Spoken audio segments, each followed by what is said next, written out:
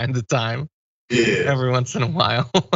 But Anyway. again, it just everything serves its place. Sometimes people need to be fired up just so they can act, just so they can do.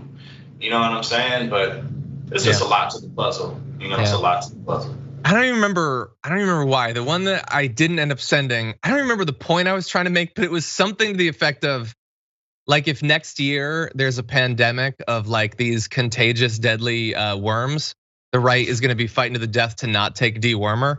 Like, it's all so contingent. Anyway, okay, we got one more story to get to very briefly. We're running low on time. I did want to read this message from Crazy Hawaiian in PA who said, "Hey fam, remember, under the First Amendment, these people have a right to peacefully assemble.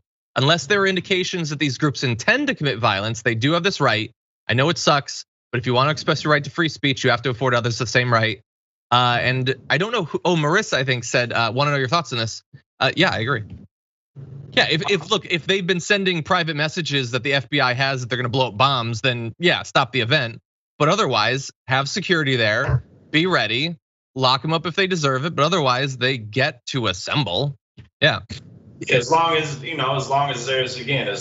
no ruckus, as long as people's peace isn't being disturbed and no violence, then it doesn't matter. But if you're announcing that you're gonna come with the ruckus, then there's plenty of no matter what your views are, if you're right wing, left wing, whatever, if you're there to cause trouble, then you shouldn't be there. Totally. I just saw these messages from earlier. We had a sound issue. Calvinitis says motorcycle in living room. Sonic Boom said lawnmower in the kitchen. Yeah, that's my good. The storm, I'm up here in Jersey, the gas got knocked out from the storm, so they out there fixing it and stuff. Actually moved, so it's quieter than it was. Totally, yeah, no, we appreciate that. I totally understand. I've had that happen. My dog started barking during a video one time for no reason. Anyway, yeah. Okay, let's jump briefly into this story. There's been a lawsuit filed over the behavior of a set of cops in Beverly Hills. Wait until you hear the numbers in this. So nearly all of the people arrested by a task force of the Beverly Hills police over the past year were black. So what do they mean by that? Well, the complaint alleges that out of 106 people arrested, 105 were black. And the only other person was a dark-skinned Latino person. Between March of 2020 and July of 2021, the unit unjustly stopped and arrested black civilians who were roller skating, scootering, driving, and jaywalking a few feet outside the crosswalk, according to this suit, which was filed by Ben Crump earlier this week, representing a number of people who were arrested during this time. The unit, which is known as the Rodeo Drive Task Force, which is all that you needed to know that this was going to end up happening, by the way, was set up last year in response to, quote, a significant increase in calls for service in our business community, which is the only other thing you needed to know. But anyway, the city is one of the richest municipalities in the US, and it's less than 2% black. So it's weird, Jackson. It's less than 2% black, but virtually everyone they arrested was black. I'm not great at math. How does this add up? Well, it doesn't. And simply put, has there ever been a greater example of profiling being part of the job? And I mean, there's been documentaries, I can't remember what it was, but police were on there like, yeah, it's part of the job. And if you're not profiling, you're kind of not doing your job, because that's what they're taught to do. Certain people cause problems, certain people have the drugs, certain people are the ones that you got to look out for.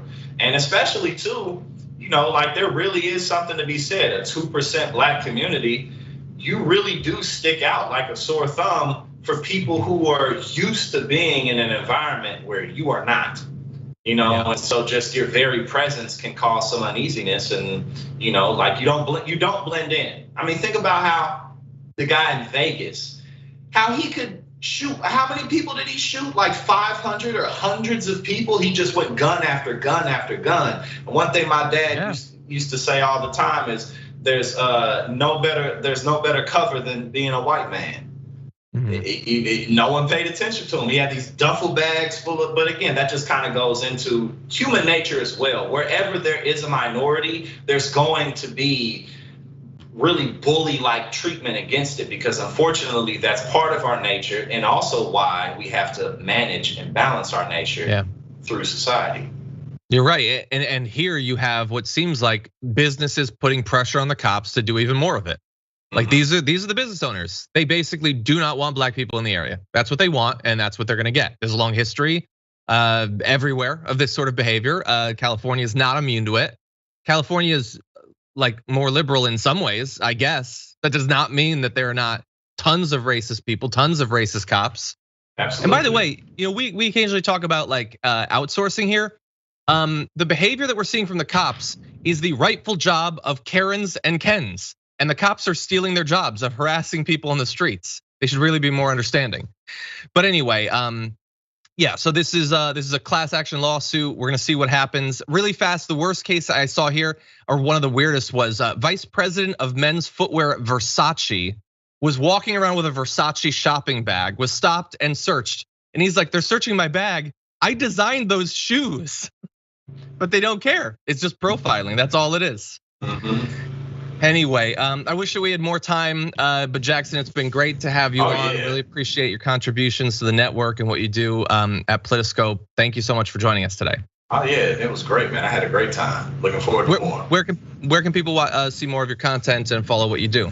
You can check it out on Rebel HQ on the TYT channel. I typically put out 4 to 5 videos a week on there covering just a variety of things that are going on. I'll be on Indisputable tomorrow with Rashad Ritchie. I'll be on the Power Panel on the 17th. So every time I'm on, I'll do my best to provide good insight. And download Politiscope on iOS or Android. It's available. Check it out. Awesome. Thank you, Jackson. Have a good day. All right. And for those of you at home, I got one more bit of homework for you. You got a couple minutes until Indisputable starts up, so definitely stick around for that.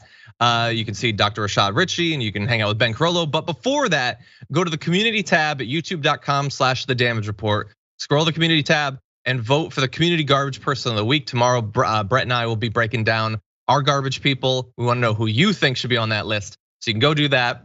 But until next time, stay safe out there, stay sane out there, and I'll see you soon.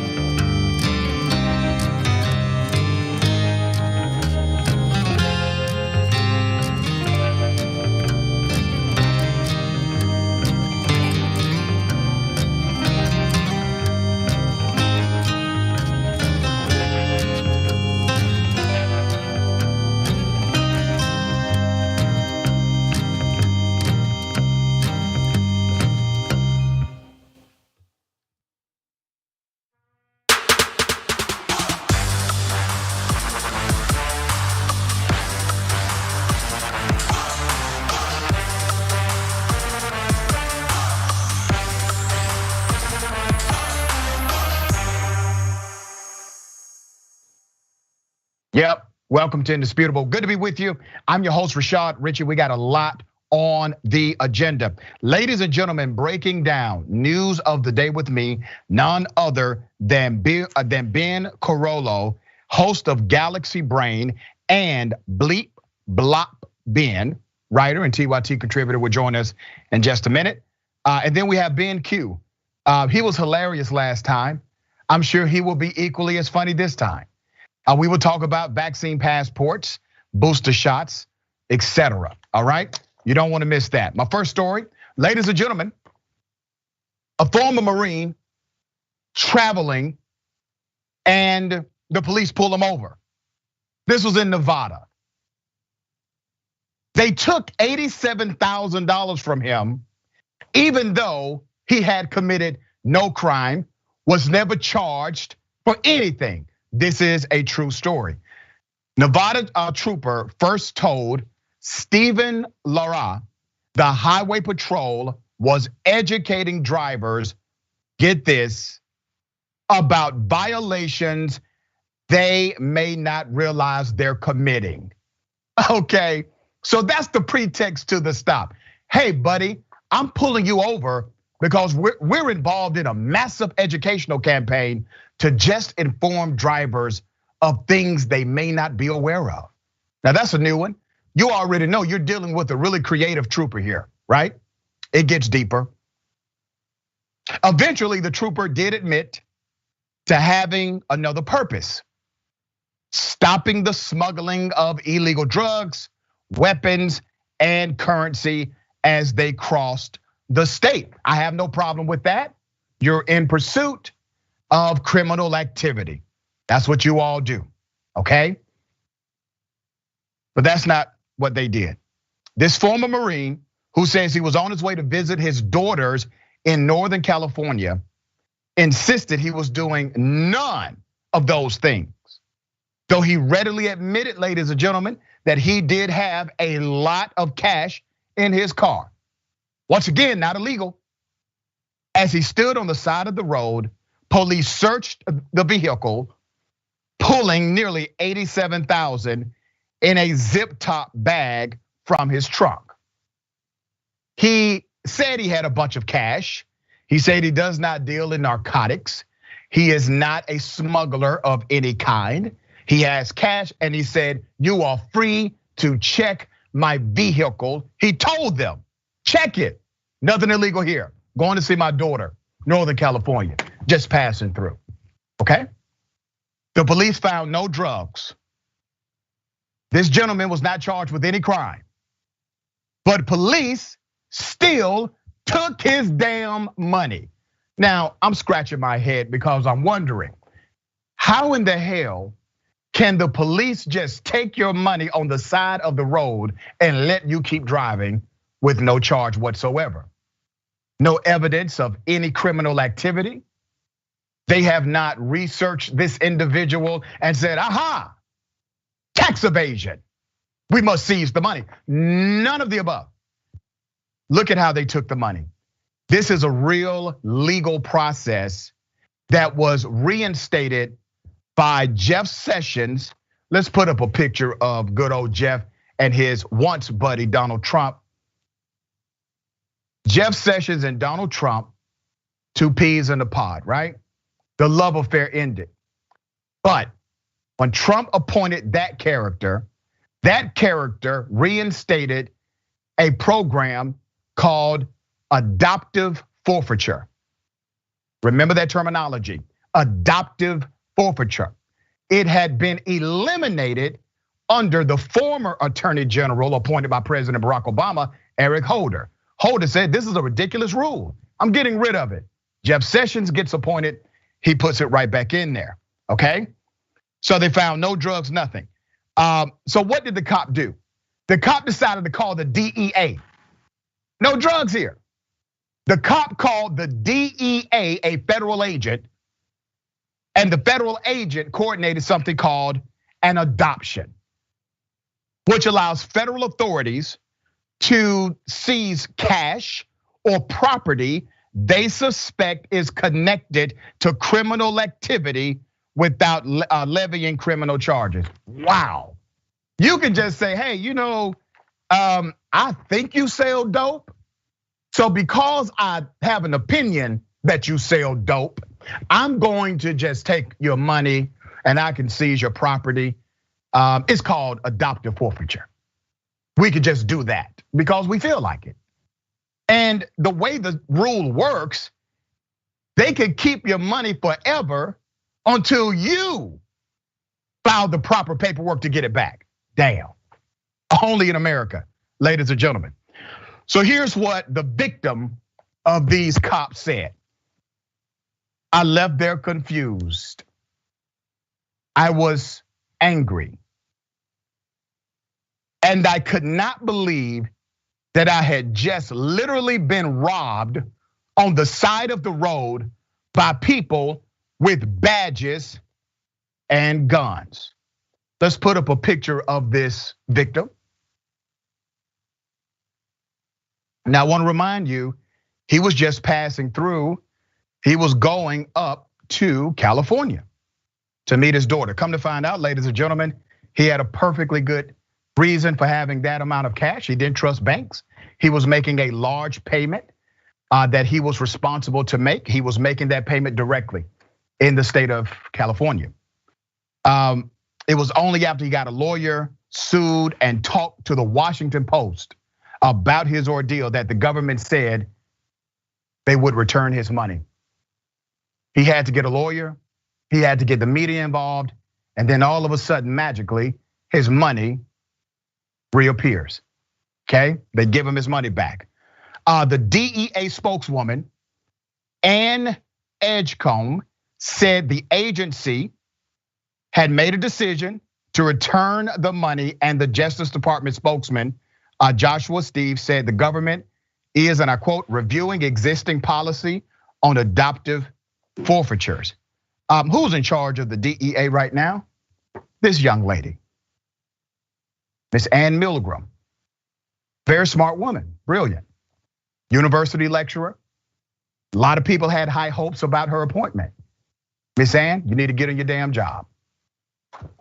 Ben, hell of a story. They took the man's money, no criminal activity whatsoever, and he had to fight in order to get it back. Wow, what are your thoughts? Yeah, I mean, there's really a lot to this. I mean, the first thing that I'm thinking of is, I mean, like for most of us working class folks, I think we all probably have like an uncle that like doesn't trust banks or whatever. Yep. That likes to operate in cash, and it's like I feel like it's a pretty common thing among like working class Americans that at least one family member is like, I don't trust banks, whatever, and so they keep cash with them, and maybe they want to buy a car for their kids, maybe they want to put a down payment on a house, maybe they want to do whatever, and this is a policy that I think one of the reasons why it's been in place for so long and why there's always this sort of like flip-flopping from one administration to another instead of like long-term legislation is because it's kind of only like a working class issue, right? Like, Jeff Bezos isn't running around with $87,000 in his backpack, right? He's got like, billions of dollars in random like accounts and stuff like that. It's not like physical cash that he's carrying around. Working class people carry around cash. And so this type of like getting pulled over by police and getting this money, it's just got like wild west vibes where, like the, corrupt sheriff pulls you over and, asks you for protection money, basically. Yeah, and remember, all of this was done on the side of the road. I'm completely convinced that this state trooper knew the DEA agent who would do all of this within a few minutes or maybe an hour on the side of the road to take away someone's money, and you have no evidence that they are a criminal. You can't even arrest them. He gets to drive away robbed, but he gets to keep going. His money obviously was returned. Now they are reviewing the policy. And the current attorney general, as well as the DEA administrator, they need to get on their job. To their credit, they have reversed a significant number of Trump era policies as it relates to the DOJ and the DEA, but they have not done enough, all right? Let me go to the next story. This story is very tough for me. I covered this extensively in 2019 when it happened. You're talking about a very gentle soul named Elijah McClain. Elijah McClain, who was 23 years of age at the time, was murdered. I called it a murder from day one. He wasn't just murdered by the police. He was also murdered by the paramedics. They are responsible for his death. The district attorney of that local jurisdiction came out and said, nothing to see here. There's no criminal activity. Let's put up a picture of Elijah McClain again. Self-taught violinist, individual, was a remarkable soul. Put up a picture of him in the hospital before he died. Okay? What was his crime? Trying to get a soda, trying to get a drink, going to a store, okay? He was anemic, it was cold, so he wore his ski mask, okay?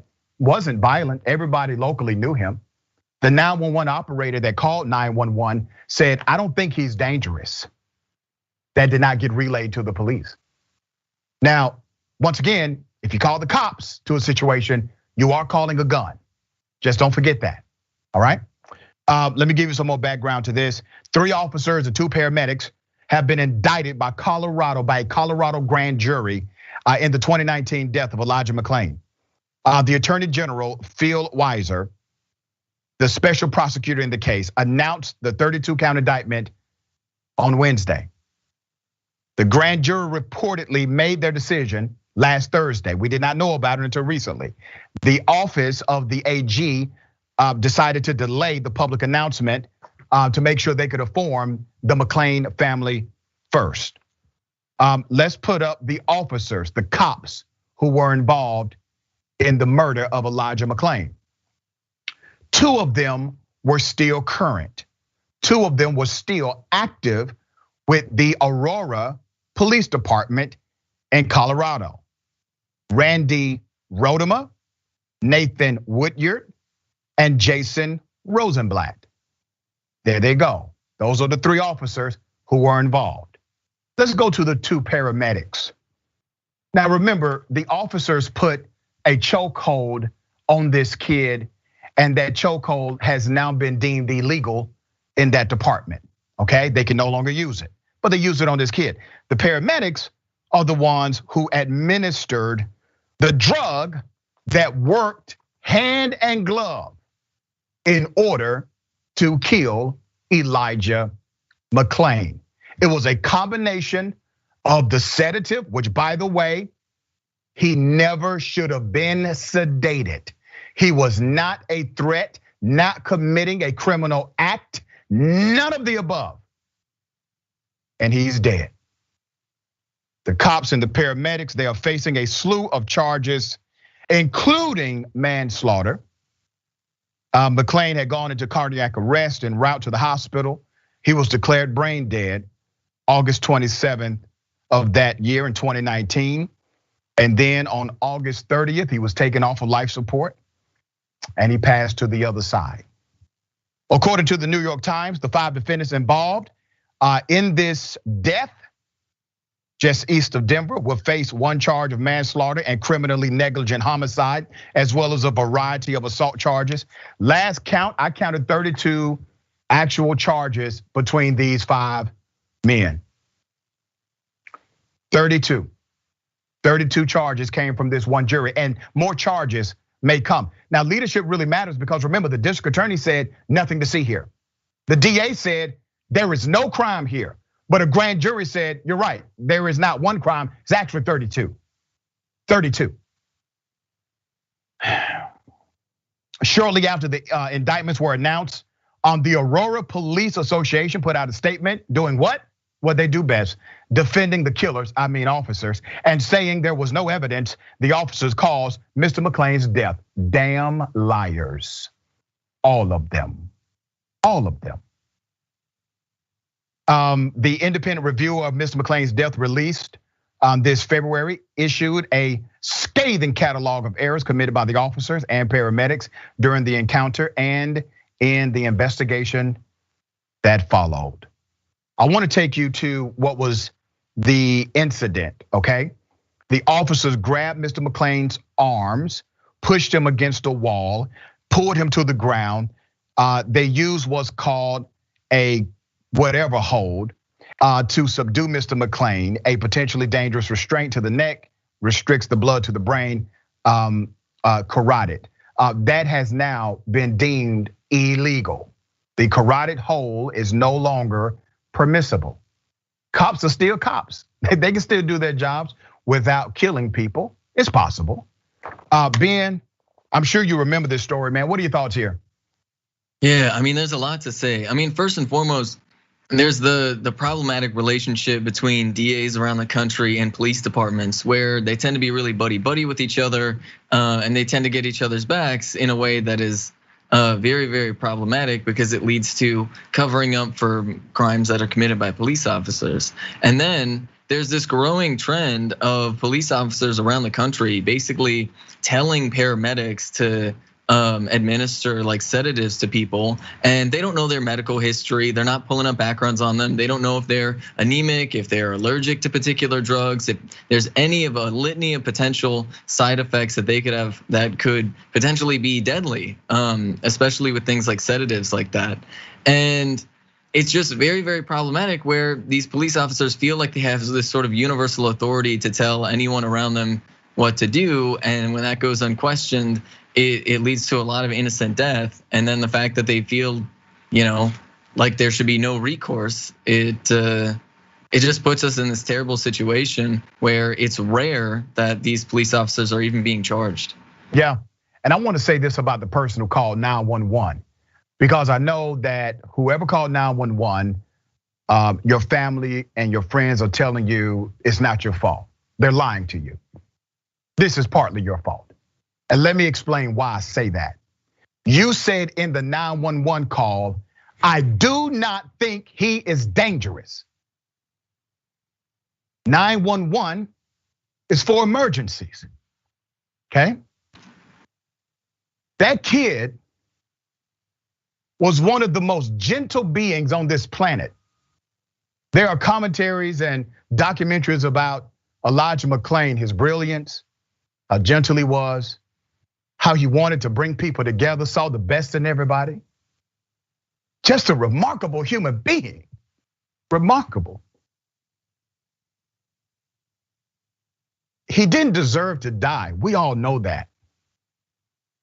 But when you call a gun to a situation that you claim is not dangerous, these things can happen, all right? I'm not saying don't call 911. I'm saying use the number for the emergency that you believe is actually happening, all right? We're gonna follow this, and we'll give you the updates as the trial progresses as soon as those dates are set. We got more on the other side. Stick and stay, it's indisputable.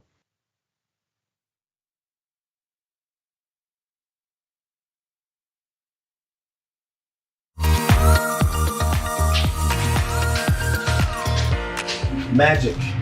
It's showtime in, say, 45 minutes. I'm hosting today. Now I know what you're thinking, Jerry, your face is already perfect, but you know what? I still need to apply some makeup. I went through this process, right, a few years ago, when I realized that I was gonna have to wear makeup on the show. I had to go through like finding out what my undertones were. You guys know what those are? I got my MAC Cosmetics. It says SPF 15 foundation, broad spectrum. But apparently what I have is red undertones, and I think pores are not supposed to be seen. I need all these things to be confirmed for me. These sponge things don't work for me. You gotta use your hands. At least I do. That's how the magic really happens. So we're gonna go through a tutorial how to make the magic happen from beautiful to beautifuler. Let's go. I've already been moisturized. That's the first thing. But moisturization already happened. We go raw. All hands. Pick up a couple streaks. This is the guy we're putting on makeup. We got dots.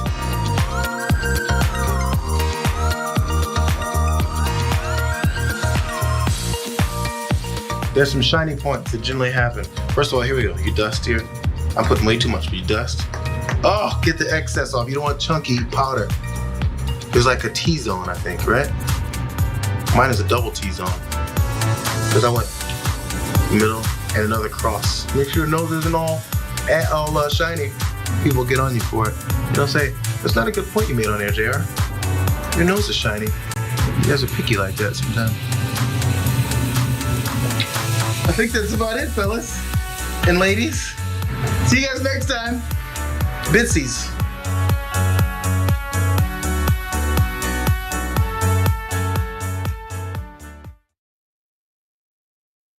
This isn't Anderson Cooper. If you say some BS, I'm not simply going to let it slide and then move on to the next thing. This is what the establishment does not understand about politics. You can change the conversation. This is my place in that broader revolution. We first have to fight to prove that we are human. We then have to fight for our freedom. Then we fight for our equality. And now we are fighting for our survival because your militarized police force thinks it's okay to shoot us at any point in time. Look at what's happening in society today, and it's hard not to think about what was going on in the 50s and 60s. We're all out here. Everybody that cares about where this country's going are out here. We are going to win this fight. We are going to transform this country. Whoever wins this primary wins the seat. We just took down one of the top establishment Democrats in the country. Down goes Crowley. Down goes Crowley. This is the beginning. What do we got? We got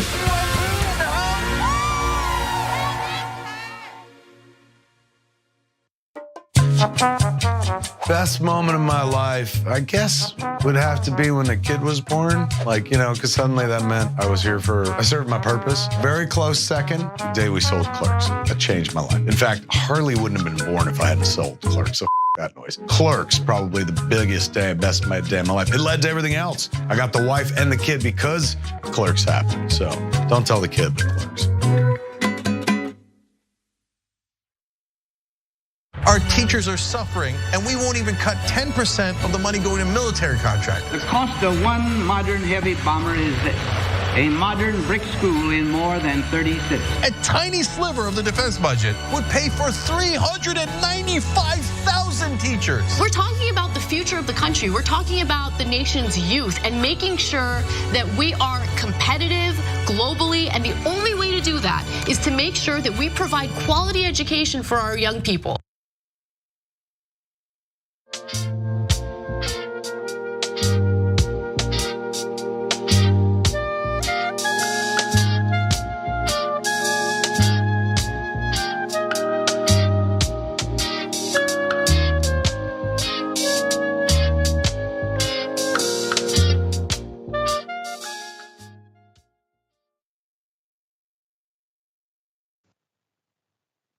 All right, welcome back. We got a lot on the agenda for the show, so buckle up.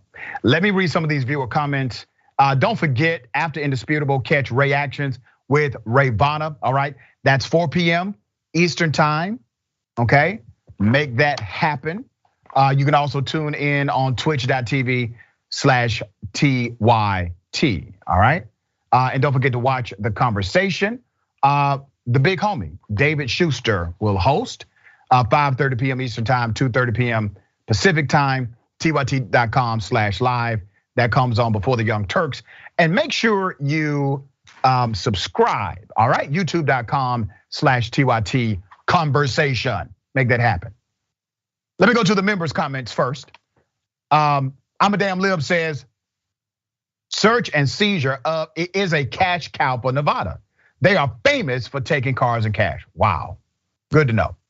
Fab 4, looks like those cops who use the excuse of educating drivers to illegally steal 87,000 need to get schooled by Dr. Ritchie. They do, they really do need to take one of my classes. I would highly recommend it. My poet, Kelly O'Hara says, these cops are criminals committing such theft. No standards, they're completely bereft. What an SAT word. You get 10 extra points. Bereft means lacking. They're completely bereft. They should lose their jobs. Their corruption abounds. Sue them all down into the ground. Ours. Wonderful. Mickey C, the silver-haired dragon. Of the many murders by cops, Elijah McClain and Tamir Rice were the most heartbreaking. The statement put out by the police department claiming that it was not the fault of the cops was one of the most disgusting I've ever seen. Yeah, agreed. Worst case scenario, Dragon says, Elijah used to play his violin.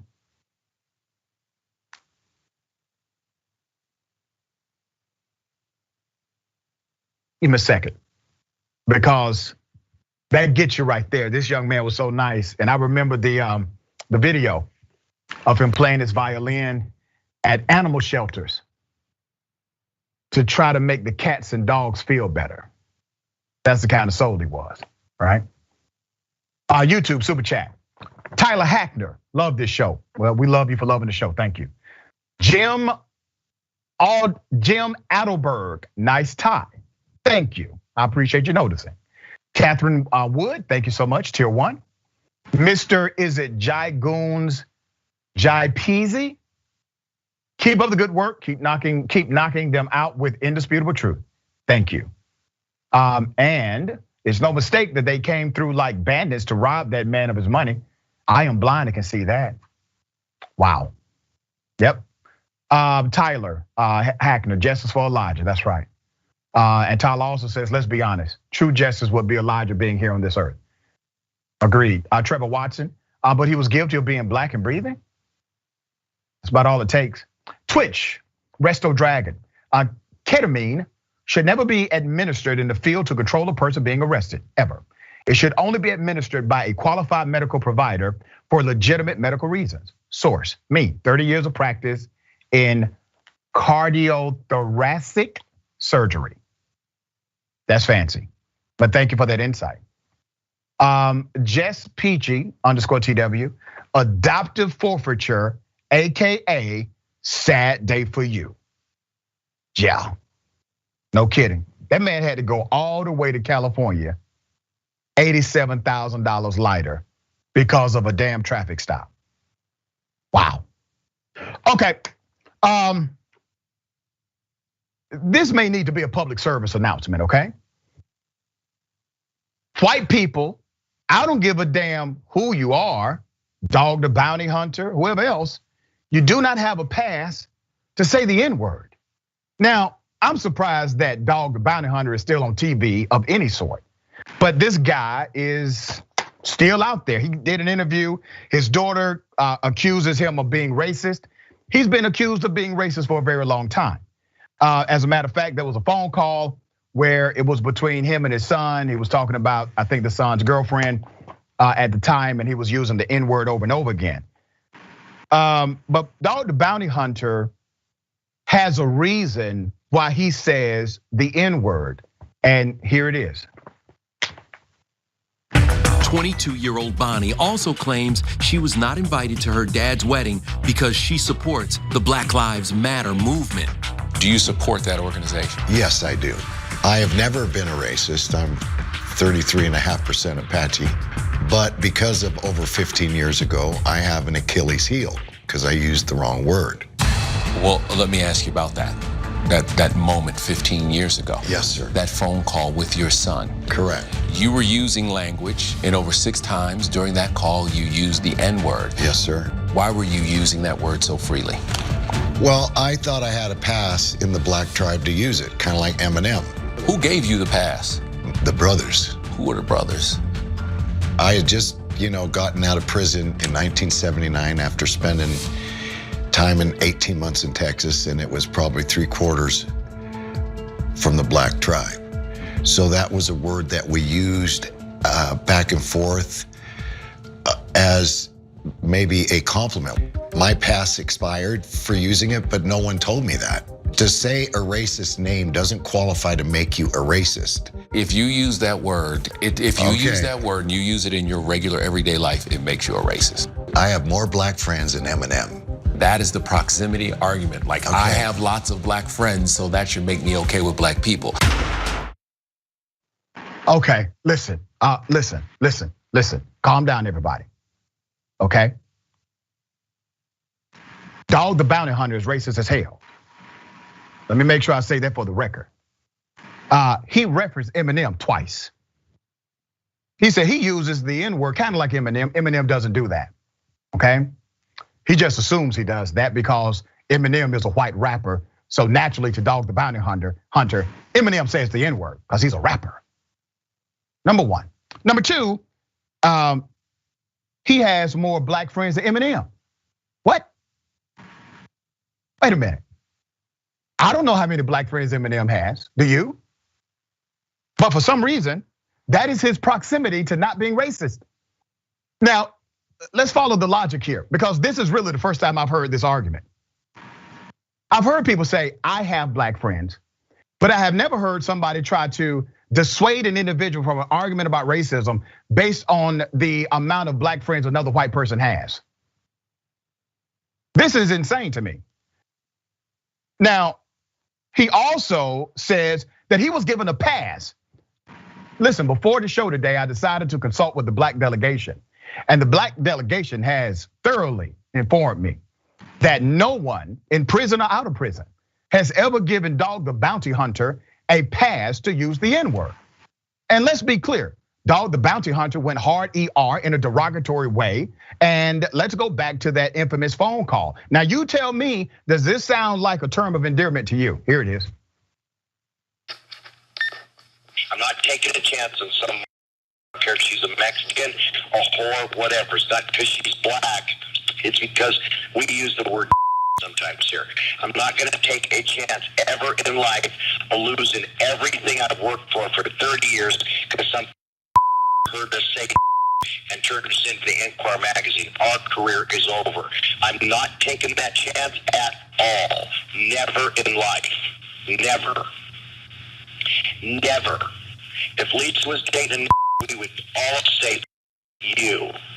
And you know that. And it's not that they're black. It's none of that. It's that we use the word. We don't mean you scum out of soul. We don't mean that. But America would think we mean that. And we're not taking a chance on losing everything we got over a racial slur. Dog, all you have to do is stop saying it. You have a multi-million-dollar contract that you lost with A&E because you couldn't just say, you know what, y'all, we're gonna have to stop saying the N-word around here. I know. But hey, if multiple millions of dollars will not stop your racist ass from saying the N-word, especially around other black folks, because you're saying, listen, she comes to the house, she gonna hear this N-word. And we can't lose everything because of that. Sir, you are in fact a racist, sir, okay? Please believe it. Ben, am I out of line here?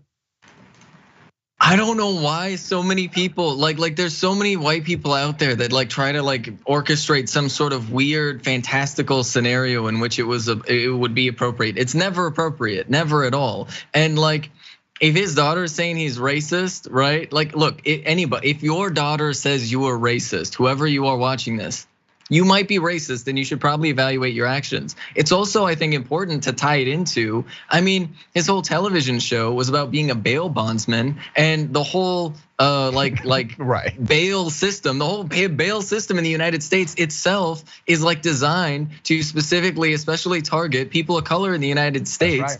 And it's like he not only was racist in the individual personalized sense, but he was also literally profiting off of a systemically racist system and doing it on television, doing propaganda for that system. Yeah, and basically chasing brown and black people is what his job was, right? And then he would do the TV thing where he'll give them a Newport cigarette and give them some kind of inspirational quote before putting them in jail. The hell up out of here. Okay, all right, ladies and gentlemen, I wish Karen would. You want to call the police on them for having a barbecue on a Sunday? You're still free! Back off! I'm going to tell them there's an African-American man threatening my life. Excuse me, sir, you can't touch this. What's that? You can't touch this. Well, then get the thing running. My wife cannot be without air conditioning. You're breaking the law right now. I don't give a. Get this thing running. You're breaking the law right now. I don't care. You should relax. I should relax? Yeah, you want relax. me to rip the battery out of your car so you can sit in the heat? Is that what you want to do? I will. I will. Hey. Just go ahead. You video me. I don't give a. Of course. Look how you're acting. Yeah. So get this thing running. Get it running. You got 10 minutes. No. You got 10 minutes. Do you want a number? I called this number. No, there's a number that you don't have. Do you want it? Yes, I do. Well, calm down so I can give it to you. Give it to me. You know, you out here drinking and stuff, just relax. It's my day off. I drink all the time. Okay, can I give you the number? Yes. If you relax, I won't mind giving you the number. Give me the number. Thank you. Let me turn this off. He really wanted that number because when the guy says, if you relax, I give you the number. He went from 100 to about 20, right? Okay, give me the number. I know some of you are looking at this guy's remarkable physique. Let me say this. I wish I had this kind of confidence in my life, okay? He didn't give two F's about whatever. It was his day off, he had his beer, and it was hot. I just don't understand why break the law? Why mess with this device that may not be working properly? Why start breaking the law and then going off on the person who's actually a professional? That's not going to speed things up for you here. Call the damn number, complain to customer service. Yeah. Ben, thoughts?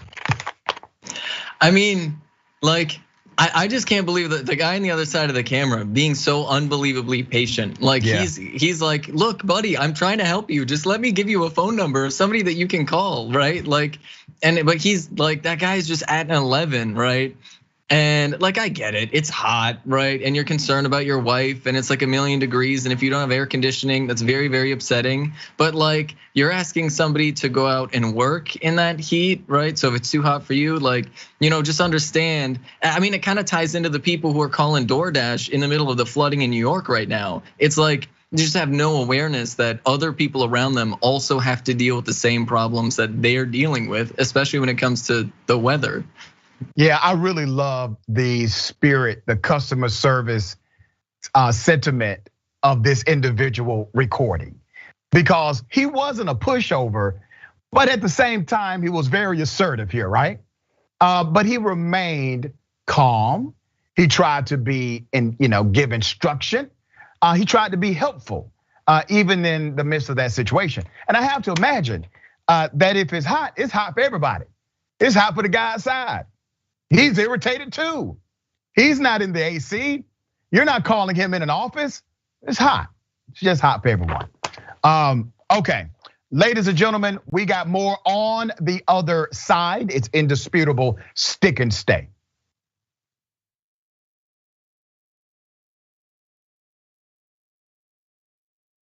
Cenk Uygur is not here today, which means that I will be able to talk during the show. We'll see. Poor Cenk, under the bus. My God, if Jesus came back, how much would the Republicans hate him? So now you have to give away all of your possessions to the poor. Steve King would be like, oh, Weezy. Everyone should be lucky enough to have a John Iadarola in their life. You confused everyone?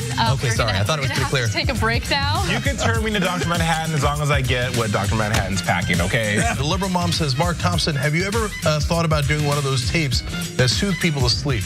Like Mark Thompson reads the phone book. I'd buy it. If you'll buy it, I'll do it.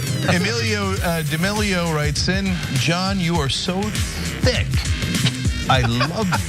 That's what he wrote. Pork Chop Express writes in and says John Iadarola needs a new jacket. Whoa. Those 24-inch pythons are about to burst out of his sleeve. Gun, baby. You know, the two people here said that their moms were both in love with you over Beauty and the Beast. Mm-hmm. That's an improvement. I usually get grandmothers. Charlie Turk.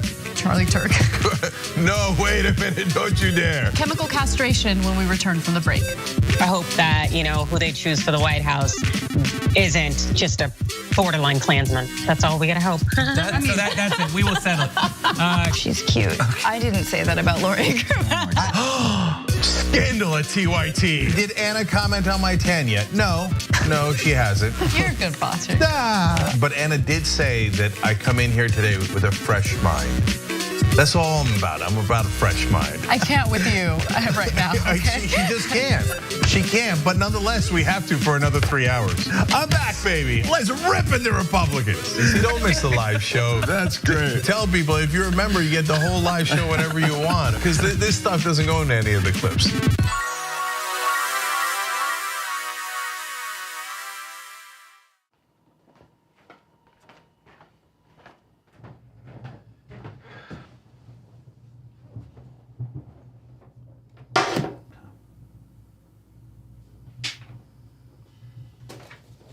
Welcome to the Damage Report. I'm John Iadarola. This is gonna be a big one. Meanwhile, in the Arctic, you know where this is going. You watch the Damage Report, the Arctic's on fire. Obviously, why would we be talking about the Arctic except to tell you that it's melting once again? The Republicans aren't that interested in it. I wonder why. Lift out of poverty up to 3.7 million people, including an estimated 1.3 million children. Hashtag save the children? Not if it costs money. I mean, come on. What's happening? I'm Dr. Rashad Richey, host of Indisputable with Dr. Rashad Richey. Here's the bottom line. I play no games about policy, period. Too many people's lives are at stake. So here's what I do. I challenge conservative ideology that hinders the growth of this country. I make sure we place our facts in proper context, and I have no problem debating anyone on a position that I have. Progressives have the ideas to change the world, but when you really look at it, progressives have always changed this world for the better. I want you to tune into my new show, Indisputable with Dr. Rashad Richey, right here on the TYT Network, 2:30 p.m. Eastern Time, 11:30 a.m. Pacific Time. I'll see you there. Everything that we've accomplished over the years is because of our members who've allowed us to remain independent of corporate interests and reach 20 million followers. Now is the time to bring as many people into the progressive movement as possible. We're inviting you to be the change and help bring a community-powered progressive change machine to life. Details are at tyt.com/change. If you're a member, thank you. We need you to remain so. If you're one of the thousands of viewers out there who's not a member yet, the time has come for you to join now. We need you more than ever. tyt.com/change.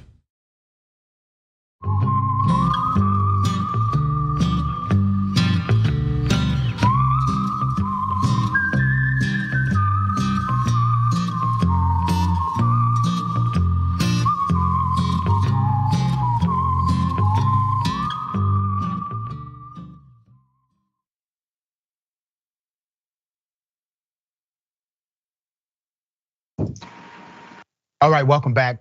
We got a lot of show. Let's get to it. TYT member Cray Souffle says, curious, Dr. Richey, what is that pin you wear on your lapel daily? Well, this one is Beulah Heights University, one of the colleges that I teach at. I'm a department chair at that university. So typically, when you see me with the lapel pin, I lecture at 3 area colleges.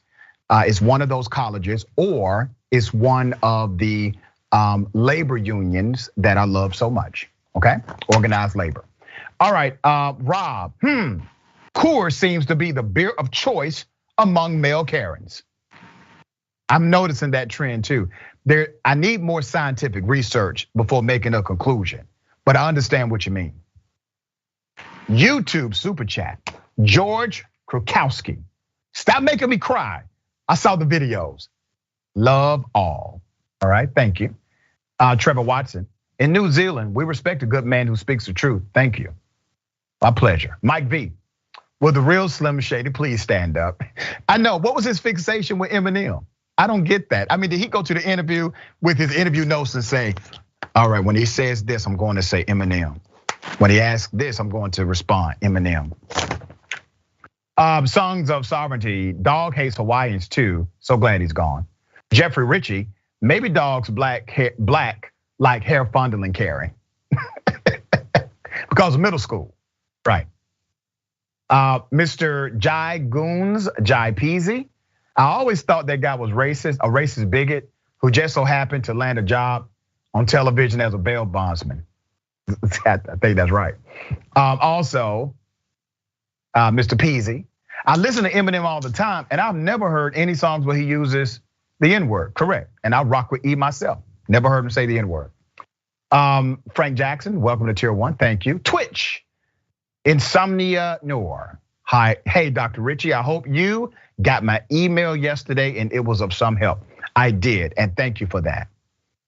Mike Boy Raps, it's my day off, I drink all the time. Reminds me of Rudy saying, I don't have a drinking problem, I'm high functioning. High functioning what, Rudy? Top cat _ Glass Dragon. His wife was so mean to him, so he went out to be mean to others. Yeah, that's probably exactly what happened. Okay, ladies and gentlemen, very sad story here. No charges for a cop who fatally shot Joshua Feast in the back. In the back, ladies and gentlemen, despite police caught lying on their reports, and the officer who was involved, the key player, has a violent past in his record. This is a story of Mr. Feast, 22 years of age, black male, fatally shot by Lamarck, Texas, a police officer, Jose Santos. This was back December 9th, 2020, okay? It ended the way most of these stories end. Cop commits an insane act against a citizen and is then justified, exonerated, not held accountable. A grand jury elected not to take any action against Santos after an independent investigation conducted by the Galveston County Sheriff's Office and the County Criminal District Attorney's Office. What? Yeah, them. They're buddies. Feast was a person of interest in an ongoing investigation into recent shootings in the city of Lamarck. And according to police, he had 2 outstanding felony warrants, including felony possession of a firearm and felony evading arrest. Now let me pause there because people will use that to justify being shot in the back. I don't give a damn what he is suspected of. I do not care that he was under investigation. I don't. You see, due process is due process for this very reason. Because cops cannot be investigator, accuser, and then the one who carries out the extermination of the life. No, because that eliminates due process. And amazingly, it's people that say they believe in the Constitution are the ones who will say this guy got what he deserved, even though clearly he should be alive. Everybody that deserves to meet a judge does not deserve to meet a maker, okay? That's how this should work. Due process should absolutely be applied to everybody. All right, but the camera footage released about 2 weeks after the shooting proved major contradictions between what happened and what was in writing by the police, okay? Let's go to the video. Here it is.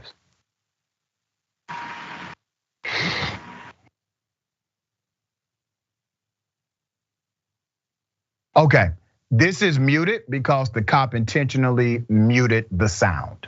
Just so you know in the beginning. 1,000 block of Purtle, 1,000 block of Purtle, send me units now.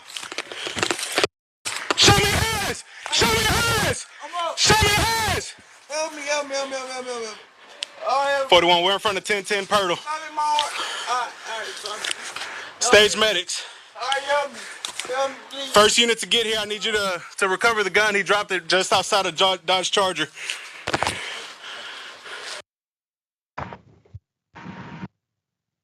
Yeah, okay. Officials claim that Feast not only pointed a gun at police, but that he actually fired at them before he was shot in the back. But nothing in the video indicates that ever happened. Investigators also said Santos identified himself to Feast and observed that he saw the gun he was allegedly holding before firing at him. But that can't be heard in the video for reasons the city officials explained, saying the first 30 seconds of the video have no sound because when Axon cameras are turned on, the system goes into buffering mode for 30 seconds, which is bull. Let's put up a picture of this young man who was shot in the back by those who are sworn to protect and serve. Now let's put up a picture of Officer Jose Santos being awarded honored distinction. Civil rights attorney Ben Crump, who was representing the Feast family, pointed to Santos' violent and past and wondered why he was even still allowed to be a police officer. Santos has been involved with at least one other incident of brutalizing a black young man. As it goes, most of these cats that end up making the media, they already have a history, a background. Ben, your thoughts?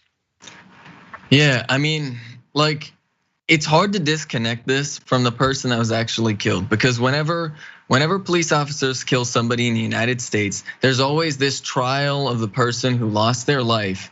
And it's always this like, oh, well, do they have a warrant? Do they have this, that, or the other thing? I mean, the story we covered earlier, literally they killed a child who was like saintly. I mean, to use that term, like, pretty much saintly in nature. And that's probably what led to those charges eventually happening, right? It's just the sort of spotless record of the person. And so what is undoubtedly happening is there's probably some sort of conversation between like the DA and the police officers basically saying, oh, is this life worth somebody's career? And they literally are just arguing about what your life is worth.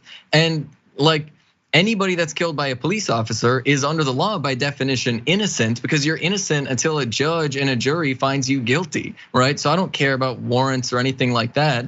Except for the people who are making decisions about what counts as justified killing of a random person, they care, and that's what they're weighing, and it's just unbelievable. Yeah, and think about the irony here. It is clear that the police reports are contrary to the facts, okay? Now, the grand jury, they don't charge this cop or anybody with manslaughter, murder, criminally negligent homicide. But think about it. It's a violation of your oath to lie on a police report. You literally lied on an official document, and there is no penalty for you whatsoever. You are an executive in law enforcement. You carry out the enforcement of laws, but you don't love the laws you enforce. You don't follow the laws you enforce. You don't really respect the law, is my point.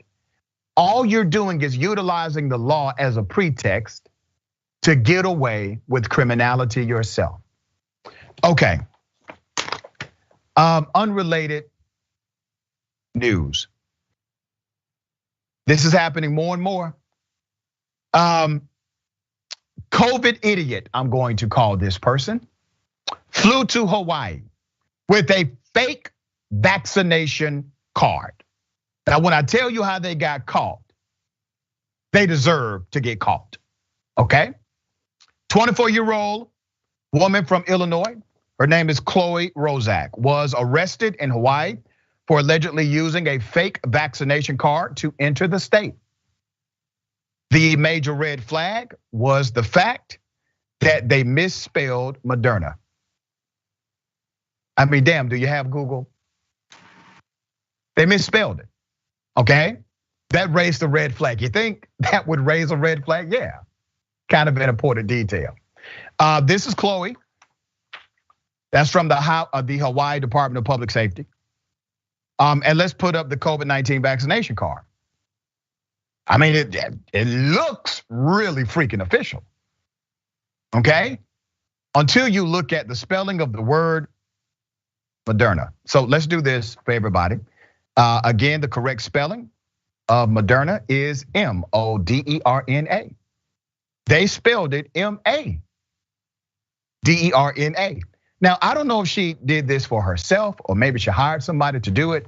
But ma'am, I really do hope you get a refund here, okay? They may even be responsible for your bail money. I know if this was me, you would have to pay my bail money, everything else, all right? Okay, but it wouldn't be me because I wouldn't do anything that crazy. This is according to Hawaii News Now. State investigators said they received a tip that 24-year-old Chloe Rozak of Oak Lawn, Illinois, may have uploaded the false documents under the state's Safe Travels program to bypass traveler quarantine rules. That's according to Hawaii News Now. Rozak arrived on Oahu last week, Monday, on a Southwest flight. Upon travel, she left the airport before her hotel reservations were confirmed by screeners. Documents show that she listed a Holiday Inn Express in Waikiki as her place of stay. Investigators checked with the hotel and they said there were no reservations under her name. As Rozak went about her trip in Oahu, investigators were gathering details over the alleged fake vaccine card. The handwritten card listed Delaware as the location of the vaccination. It claimed members of the National Guard there administered the shot. But when authorities checked her medical records with the state, there was no trace of her vaccination. Investigators tracked her down when she returned to the airport for her departure flight on Saturday. She was arrested and uttered to the officer that she got her vaccination from her doctor at a doctor's office and paid for the shot, documents say. That is allegedly untrue based on the allegation. This is her bail. Her bail is $2,000. But why? Why are people doing this? This is getting extreme. We reported on the story yesterday of a scheme that sold 250 fake cards to healthcare workers. Now these people are going back into the field. They have a position of public trust. And if I'm in a hospital or if I check one of my loved ones into a hospital, I need to know that they're not going to be adversely impacted by the damn medical staff. Ben, what are your thoughts here? Yeah, I mean, like, the reason why Hawaii is taking this so seriously is because Hawaii is an island, right? There are a bunch of islands. It takes a long time. If their hospitals fill up, it takes a long time to move patients somewhere else. So they have limited resources. They don't have the same access to like nearby hospitals to move people to if it starts, sort of exploding in terms of case numbers. So yeah, and in a small island like that, people are bumping into each other all the time. It's like a vacation touristy spot. So they deal with like a lot of COVID circulating and they're trying to take it seriously. And these people think that their vacation is more important than people's lives to the point where they're literally willing to apparently commit fraud in order to do that, right? Like if you're an anti-vaxxer and you don't want to deal with vaccination protocols, I mean, you can go to Florida where, they're taking all that horse paste instead of, getting vaccinated. Instead of like going and threatening Hawaii where they've got more limited resources, it's just unbelievably selfish. Yeah, very well said, brother. As always, my friend, a pleasure to have you on the show. How can people follow you, check out your work? Yeah, if you want to follow me, it's Benjamin Carollo on Twitter. You can catch my show Galaxy Brain, which is gonna be on the Twitch tomorrow on the Young Turks Twitch channel at 4 p.m. Eastern time. Thank you so much, my friend, always. All right, ladies and gentlemen, if you're watching me via streaming linear TV, this ends our back and forth. But you can jump on to the Indisputable TYT page on YouTube and check out the next segment, which is The Bullpen, where I debate individuals based on various ideology. All right. We got more. Stick and stay.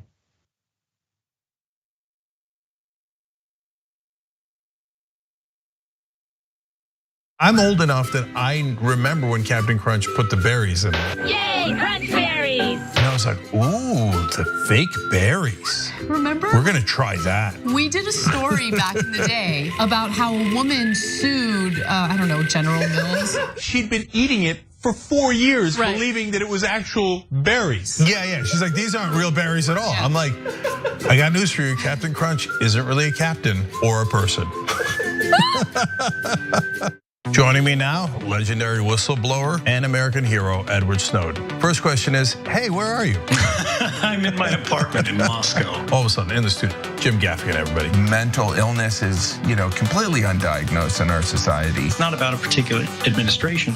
It's about a broken system of power, and through that, really, the instrumentalization of a system of not justice, but injustice. People understand whether they claim to deny climate change or not. Our collective house is in crisis.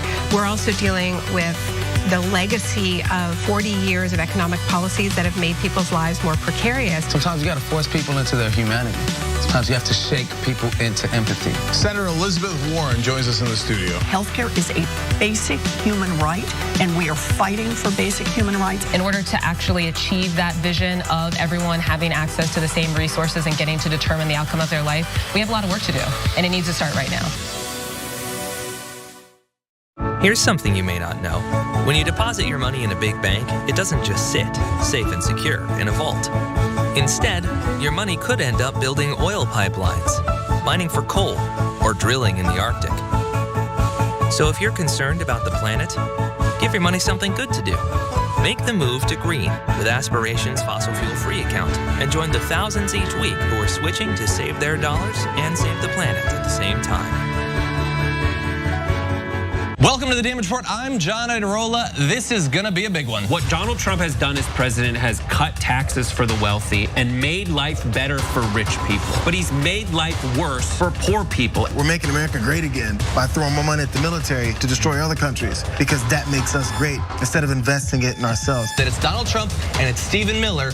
The choosing is based on wanting to create cruel and inhumane conditions to scare other people away from ever coming to the United States. The opportunity to make money off of tragedy is the American way. There's only one place to put garbage people: in the trash. We've never had so much access to so much information with so little idea of what the hell is going on. What does enforcing our borders have to do with traumatizing children? Absolutely nothing. I think a sane person could say the current situation we have right now is radical. But what we're doing is literally making the world more like hell. That's a warning sign.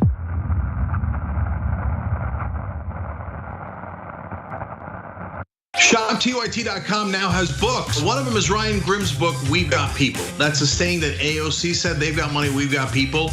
It's the best tracing of the AOC victory I've seen anywhere. It's the most accurate, and it's got great details. The book actually goes all the way back to Jesse Jackson and how he's the original Bernie Sanders. If you want to know how we're going to win going forward, those lessons are super important, and they're in Ryan's book. So check it out right now at ShopTYT.com. We found the perfect person to lead the army, Allison Hartson. The establishment media works hand in glove with our corporate legislators, and our corporate legislators work hand in glove with the corporation. And we're going to make it so that it's a decentralized force throughout the country so that we can quickly identify stories, quickly identify troll farms, and go in and neutralize the enemy, and then start building responsible media throughout the country and on every platform available.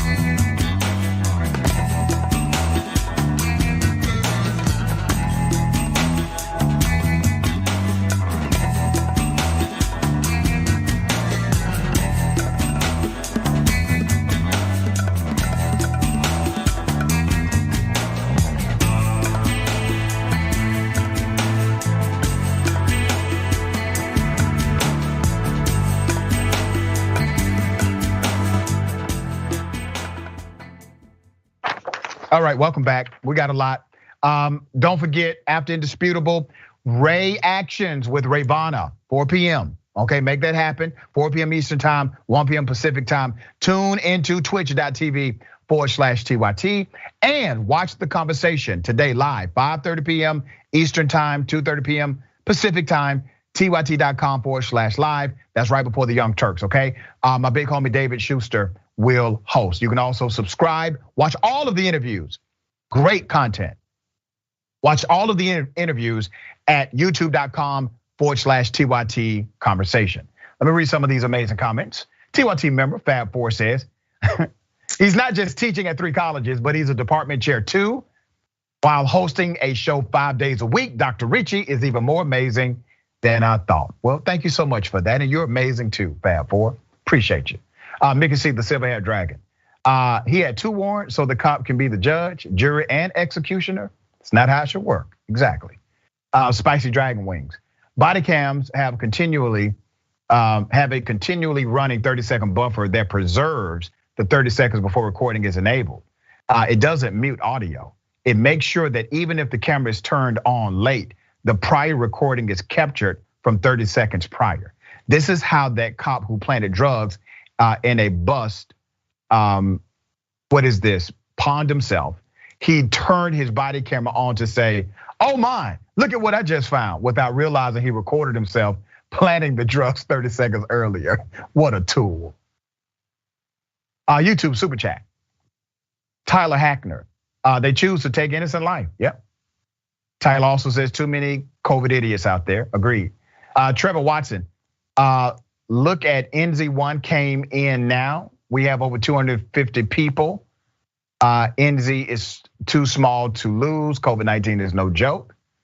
Rathner Slayer, Dragon of the North Wind, us Hawaiians, Kanaka, are used to idiots bringing foreign disease to our shores. History repeating itself, more dead natives. That's a very good point. Raja Harris, Moderna family reunion. I like the dancing people. That's cute. Jax Drax. Police always release the info that they will use against their victim, but will fight tooth and nail to not have their body cam footage released to the public. Agreed. Fat guy named Tony. These people getting the fake Vax cards are the same type of people that lose their minds about undocumented immigrants doing the same thing to get jobs to support their families. You are absolutely, what a great point. Absolutely correct. Ladies and gentlemen, welcome to the bullpen.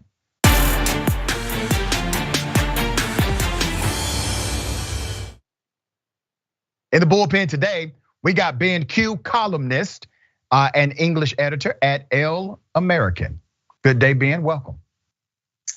Good to be back. Thank you for having me. Absolutely, man, glad to have you back. All right, let's get right into it. I don't want to presume what you know or believe about vaccination mandates or even mask mandates and protocols. So give us your sentiment as it relates to those items. Well, okay, I mean, if we start with the vaccine issue, I think that the fundamental problem you've got there is that, well, as well as being what I consider to be a fundamental violation of civil liberties, the issue with the vaccine passports or mandates or whatever is that they're fundamentally separating society between the vaccinated and the unvaccinated. And we know that 30%. I don't know the exact figures actually. I should have looked them up, but about 20 to 30, even 40. I'm not sure % of the American population has not been vaccinated, and a large percentage of them are absolutely resolute in the fact that they will never get vaccinated. So if you're an unvaccinated person living in, say, New York, and as someone who's interested in issues of racial justice, a large proportion of Black and Hispanic and even low-income communities are those who have not been vaccinated. What you're effectively doing is you're creating a sort of second-class citizen. So you can't go to a restaurant, you can't get on a flight, you can't go into private, you can't go into shops. There's all kinds of things that, in New York that they are now imposing. And I think that basically it's, as I said, it's creating two tiers of citizenship, one for the vaccinated and another for the unvaccinated. And I think that, if we were talking about the Black Death or something absolutely lethal, then this might be a different conversation. But given that there are very real concerns about the vaccine, and whether you believe them or not, I think they're justified. The pace of the rollout, the time in which it was developed, the reported side effects that people are having. I don't think people who don't want to get vaccinated and who take that personal choice, not to get themselves vaccinated and their families, should be basically treated like second-class citizens. That is my ultimate feeling on the issue. All right, glad to have your feelings. So let me give you some fact here. You are incorrect about Black people and vaccinations. The number one demographic and this is in Business Insider, you can check out my data. The number one demographic who are never vaxxers or say they will never be vaccinated are actually white males, okay? White males are your number one demographic in that arena. Vaccination mandates, you have a problem with them fundamentally based on a civil liberty. Well, let me be very clear. Vaccination mandates have been around, not only the United States of America, but on the planet for many, many decades. For example, in all 50 states in the United States of America, even though there was no federal mandate for vaccinations, in every single state in the US, there is a state mandate for vaccinations. Every single school system has a state mandate. For places like California and Texas, they require a couple of more than places like Texas and Georgia. But every single state, conservative, liberal, Republican, sir, I allowed you, sir, in all due respect, I allowed you to finish all of your commentary before I responded. In every single state, there is already a mandate for vaccinations based on the safety protocol of that particular school system. Also, immigration officials have routinely required proof of vaccinations. Ellis Island, New York, Angel Island, San Francisco, and other places, they have had these vaccination mandates in for a very long time based on what's germane to that local area. Those are your mandates. Your mandates also extend to companies like Delta and Uber and other companies that say in order to continue to operate at certain levels at this agency, you will need to have certain vaccinations. We're talking about pre-COVID, by the way. And if you want to travel abroad, there are vaccination requirements as well. These vaccination requirements have been around for decades also. From diphtheria, tetanus, measles, mumps, rubella, hepatitis B, hepatitis A, tuberculosis. The list goes on and on. The US military has to engage in the same activity. They are required by their mandate to receive certain vaccinations. Some have to receive over 20, depending on their deployment. My overall point to you is this. You all are completely antithetical to the notion of COVID-19 mandates, which by the way, there is no mandate through the federal government for everyday citizens, and there's no mandate for a statewide compliance.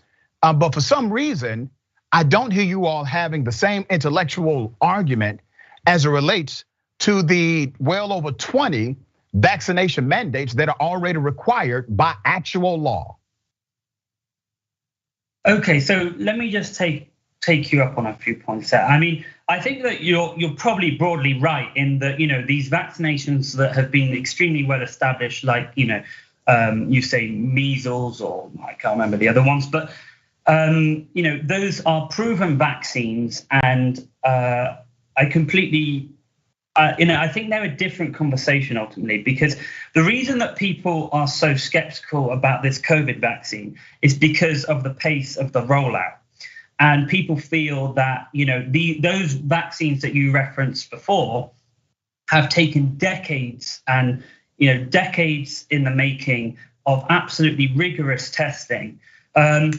So that's my first point. My second point would be that how many times can you honestly say in your life that you have been asked to provide proof of vaccination for anything? Now, I'm sure you have got vaccinated, and I'm sure it's happened on occasion.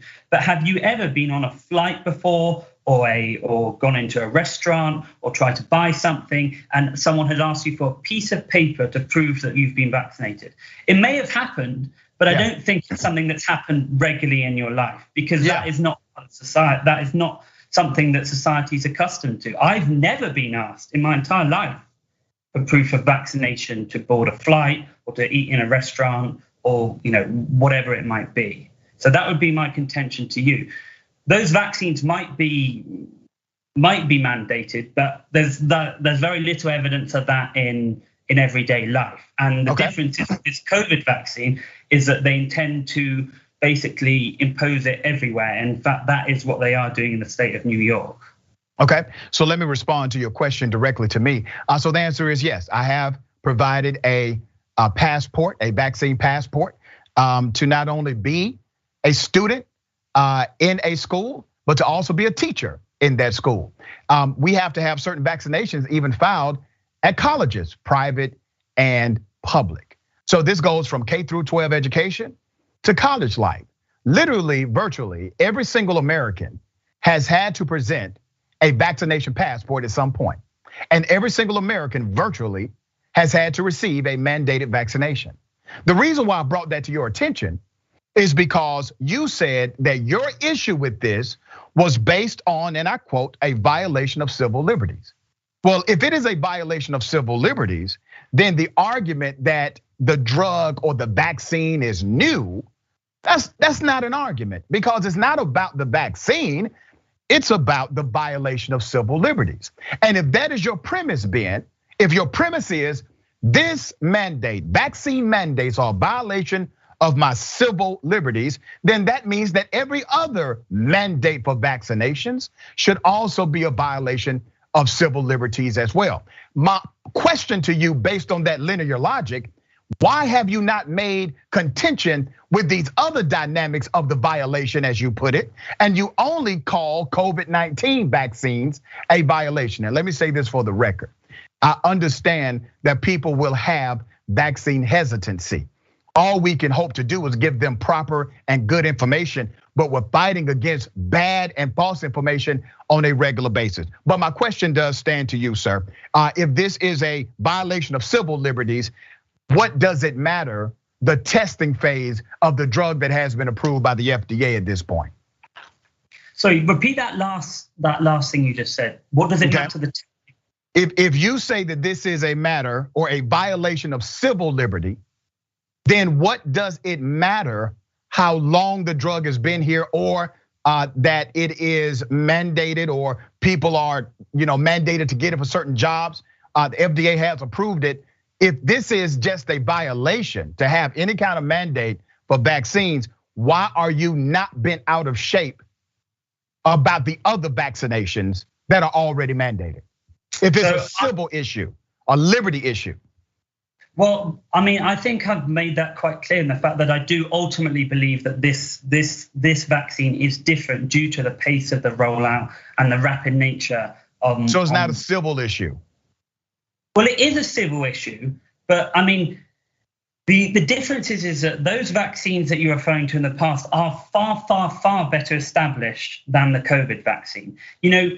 People can say whatever they like about FDA approval and whatnot, but the COVID vaccine has no long-term data because that would be absolutely impossible. Well, I mean, because it hasn't been used in the long term.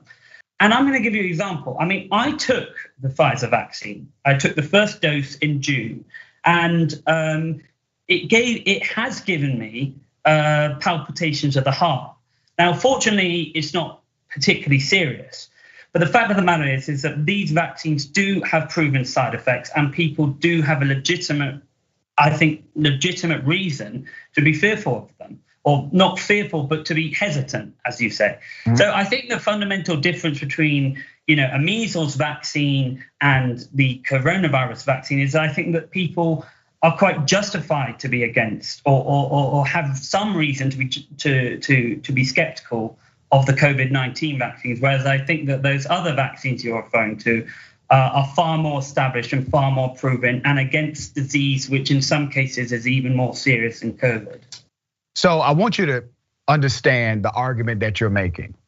You're not making a civil liberties argument, because if you were making a civil liberties argument, you would have intellectual integrity in the application of your argument, which means your argument would also apply to the current vaccine mandates that are being implemented across the country and beyond. But you don't have an issue with that because of the established nature of these particular vaccinations. So you do not fundamentally believe that vaccine mandates in context are an in fact violation of civil liberty. You simply believe that this particular vaccination warrants more exhaustive study and more data. Correct? That's really the argument you're making, not a civil liberties argument, but a COVID vaccine argument based on the longevity or lack thereof of the background of the drug, right?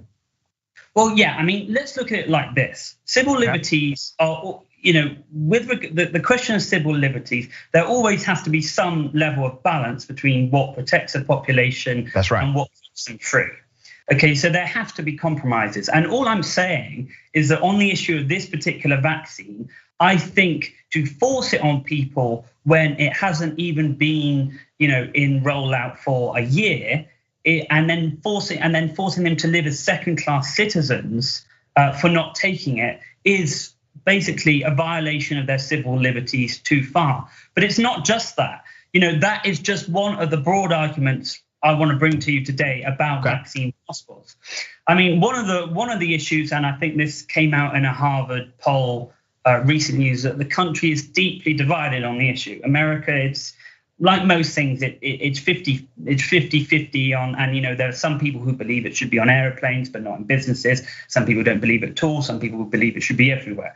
So that's another issue. It's a highly contentious issue, and I think, given the situation that America is in, with everything that's gone on, whether be it with elections, be it the riots last year, be it Afghanistan, this is just going to be another thing that stirs the melting pot of civil society breaking down. The other point I want to make is that vaccines, vaccine passports, and the reality is that there is a large percentage of the population who are just not going to take it, no matter how hard you push, because they've decided. And in the American economy and the global economy has already taken absolute battering as a result of lockdown measures, which I believe to be in a lot of cases overly draconian. So the economy is already suffering, and private businesses are fighting for their lives to get back to where they were before. And this is only going to further damage, further wreak economic damage on where it is imposed, particularly on things like the tourist industry or the hospitality sector. And this is a time where the economy needs to bounce back. And for anyone who says it's economy versus lives, I'm afraid that is a lie, because the economy has always and will always be intimately linked to the health of people, because when people have money, they can afford better healthcare. So there are a range of issues surrounding vaccine. Right. So let me respond to this.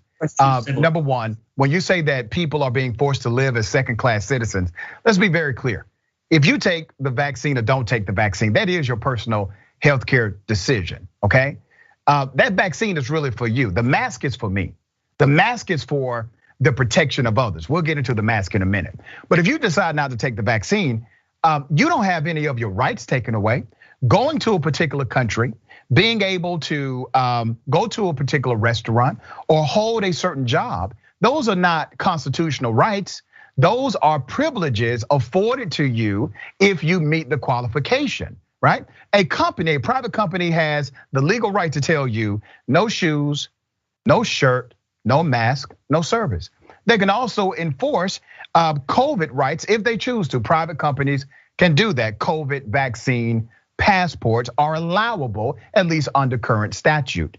Also, as it relates to traveling, we've already established there's a litany of vaccines that you must have typically if you want to travel to certain places. That's already in the mandate. There's nothing new about that. Individuals who would like the privilege of traveling to a particular country and that country has a mandate order. Hell, we got one in America. You come from certain countries, you got to have certain vaccinations. It's already here, brother, is my point. But we've never said, well, that's a violation of your constitutional or civil liberty. That's a violation of your human dignity. No, if you want the privilege of coming here, you gotta have this particular vaccine or vaccine regimen. That has already been truly established. So I find it quite ironic that your argument is that these individuals who may not be able to engage in certain privileges are somehow different than any other person who had to either get the vaccination or have a litany of vaccinations already in order to engage in certain privileges in this country and beyond. What makes it different? Why is it different when you say, okay, we don't want you having to get the COVID vaccine to work in healthcare, but we do want you to have these 18 other vaccines to work in healthcare? What's the difference? Do they have the right to mandate them or not? I would say that, I think I've explained the difference as well as I can, which is that there are some vaccines which have been, vaccines are wonderful things. I'm not an anti-vaxxer, okay? polio vaccines, measles vaccines, they've been around for decades. They were decades in the making. They're proven to work, okay? And they're highly effective, and there's very little known side effects to them. The COVID vaccine is fundamentally different because it only came out last December, having been rushed through, and I understand why it had to be rushed through, but there are issues with it. There is the question of side effect, which I felt myself because it led to an abnormal heart rhythms, which I've had to check out. But even beyond that, forgot what I was going to say now. Even beyond that, civil liberties, vaccines. I've gone completely blank. What was All right, brother, let me help you out here. Vaccines, okay. So I'll come back in a second. All right, so let me hit on one of your points you made. We only have a couple of minutes, but you talked about the effectiveness of these other vaccines, okay? Yeah. So let's talk about the effectiveness of COVID. All right, we'll come back in a second. I want you to remember the number 99%. Let me tell you what 99% applies to. 99% of the individuals who are fully vaccinated, if you got your vaccination, guess what happens? You don't die. I know the figure you're referring to, which is 99% of people who died in hospital haven't taken the vaccine. Right, and the other side of that is, if you have it, you're not gonna die from it. If you got the vaccination, you don't die from the variant. You can still catch the variant and still have adverse effects from the variant, but you won't die. You virtually have a 100% chance of living. Now that's called effectiveness. If you're arguing effectiveness of the vaccine, why do you leave that number out? That's a hell of a number there, brother. Well, that's the thing and you brought me perfectly onto the point that I just so embarrassingly forgot. The fact of the matter is there are serious questions around vaccine effectiveness. I mean, if you've taken the vaccine, why are you wearing a mask? Why are people being forced to self-isolate? Why are people still getting COVID? I heard the other day that the Reverend Jesse Jackson, who's got two, who had both COVID vaccinations, contracted COVID to quite a serious degree. The vaccines have been proven to be effective, and I'm not totally opposed to them. As I told you, I took the vaccine myself, and unfortunately got an unfortunate side effect from it. But I can even accept that was a rarity, and I was just unlucky. But the fact of the matter is that with the Delta variant and these new variants that are coming up all the time, there are serious questions as to how effective it actually is. Because if people are vaccinated, they should be able to take off the mask and they should be going back to living normally, just as they would be able to if they. Let me ask you this, brother. Let me ask you, man, before we part. You ever known somebody had the flu shot and still caught the flu? Probably, yes. Yeah, that's your answer. When you ask me the question about, if you have the vaccination, but you still can catch COVID or spread COVID, well, that's your answer. We all know someone who had a flu vaccine and still actually caught a flu that season after they received the vaccination. It does happen. Also, the COVID variant is a mutation. It's a mutation of the original COVID-19, which means you still can catch it even with the vaccination. And also the mask. The mask is because science has proven that even with the vaccination and you being asymptomatic and you catch the variant, the COVID variant, you can still spread it to other people without knowing so. So that's your scientific answer. And the mask decreases the spread of COVID by 90%. I hope I answered all of your questions today, brother. I appreciate you being on Indisputable. Thank you, Ben. Okay, thank you for having me. All right. Ladies and gentlemen, remember, take care of yourself, take care of each other, and take care of the planet. And remember, the truth is always indisputable.